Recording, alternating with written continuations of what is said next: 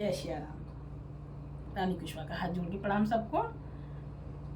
अच्छा बता दूं, पितृ दिन चल रहे हैं तो पितृ दिनों में कौआ, गाय, कुत्ता इनका अनादर नहीं करना चाहिए, या कोई भिखारी इनका अनादर नहीं करना चाहिए कभी भी। माना जाता है कि श्राद्ध पक्ष में पितर किसी न किसी रूप में आते हैं, चाहे किसी पक्षी के रूप में आ जाए, या जानवर के रूप में आ जाए, या किसी भिखारी के रूप में आ जाए। तो इनको निराश नहीं करना चाहिए कभी भी। तो इस दौरान पूर्वजों की पूजा की जाती है।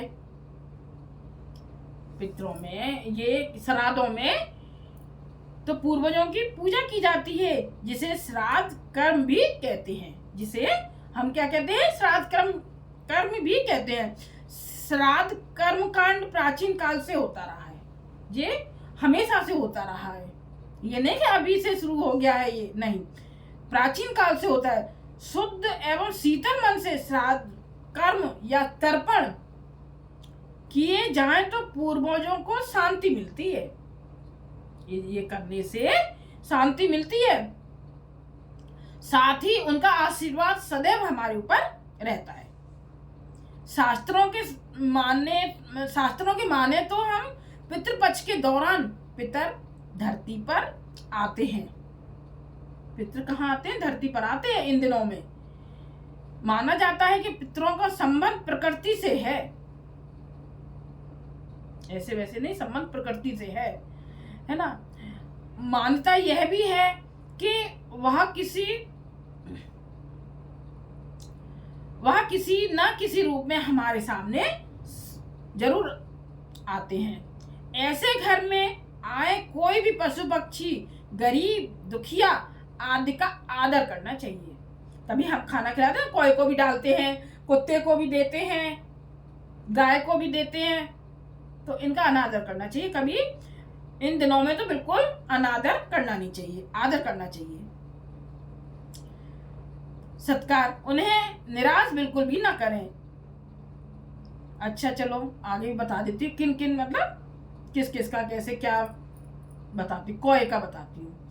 पितृपक्ष के दौरान घर या छत पर आए कौवे को बिना कुछ खिलाए ना भेजें, भगाए नहीं उन्हें। तो इसलिए ऊपर छत पर कौए के लिए डाल दिया करो, कुछ ना कुछ डाला करो, है ना। और इन पर गुस्सा भी दिखाने या भगाने, नाराज होने का बिल्कुल नहीं करें। इससे क्या होगा? हमें परेशानी होगी। क्यों? जब हमारे पितृ रुष्ट होंगे तो परेशानी होगी कि नहीं होगी?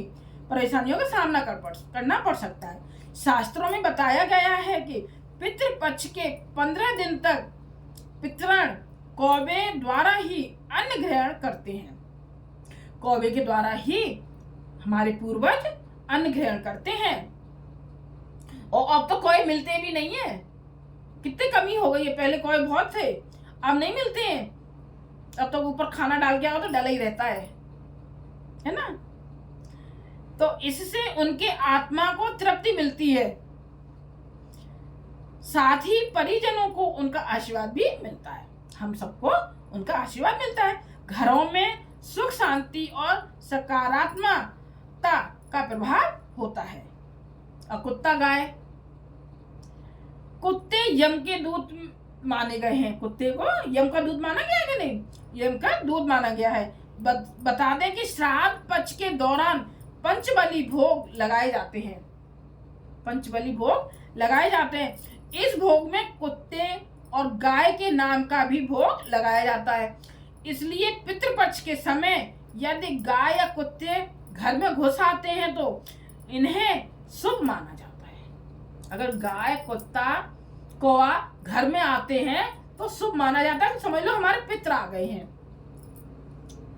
इन्हें अनाज या कुछ भी खाने को जरूर दें। यहाँ तक कि घर के बाहर भी इन्हें देखकर इनका सम्मान करें। पितृपक्ष में गौ माता की सेवा करने से पितर बहुत खुश होते हैं। अपना आशीर्वाद सदैव आप पर बनाए रखते हैं, मतलब हम सब पर बनाए रखते हैं।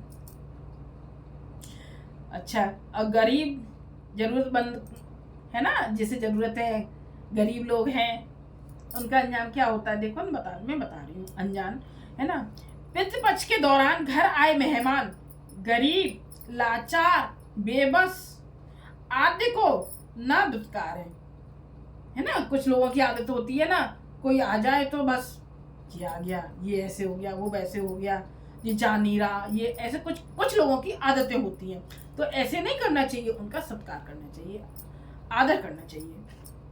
तो पितृण किसी भी रूप में आपके द्वार पर आ सकते हैं, ऐसे में उनका सम्मान करें, उन्हें खाना पीना के साथ उचित दक्षिणा भी दें, कुछ पैसे भी दें। इन्हें कभी भी खाली हाथ ना भेजें। कहते हैं कि पितर द्वारा परीक्षा होती है, पितरों के द्वारा परीक्षा होती है, इसे अवश्य पूरा करें। जय श्री राम।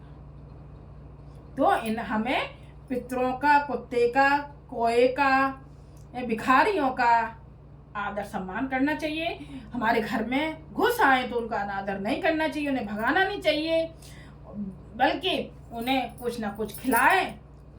गरीब कोई भिखारी आता तो उसे दक्षिणा भी दें, कुत्ते कोए गाय को खाना खिलाएं, तो उससे पितरों की कृपा हमारे ऊपर होती है, हमें आशीर्वाद मिलता है।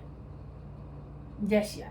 कैसी लगी आपको ये कुत्ते कोए गाय वगैरह की ऊपर बोलना? जय श्री राम बताना जरूर। रानी कुशवाहा का हाथ जोड़ के प्रणाम।